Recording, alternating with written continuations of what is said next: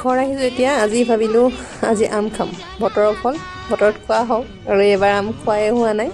সেয়ে আহিলোঁ বৰমাহঁতৰ ঘৰত আম খাবলৈ বুলি। আৰু এইজোপা হ'ল আমৰ গছ, আৰু ওচৰতে চাওকচোন কৃষ্ণচূড়াজোপা ইমান ধুনীয়াকৈ ফুলি আছে, বহুত বেছিয়ে ধুনীয়া লাগিছে।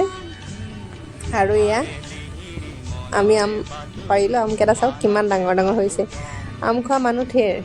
এয়া বৌয়ে আমৰ বাকলি গুচাই দিছে, আৰু এয়া বাবু, মৃণাল, বৌ, এয়া সৰু বৰমাই ভাত বনাই আছে পাকঘৰত, আৰু এয়া বৌয়ে বাকলি গুচাই আছে, আৰু মই আম ৰুকিবলৈ ল'লোঁ।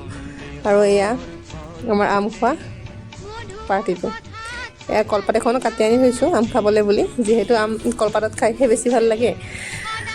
এয়া চাওকচোন মৃণালে ফাটি যোৱা আমৰ পিচবোৰ লৈ খাই আছে, বাবু আৰু মৃণালে। আৰু আমাৰ আম ৰুকা হৈ গ'ল, এতিয়া জলকীয়া সানিম। আৰু এয়া সকলোকে আম কলপাতত দি দিছোঁ। এয়া চাওক, আপোনালোকে বাৰু আম খালেনে?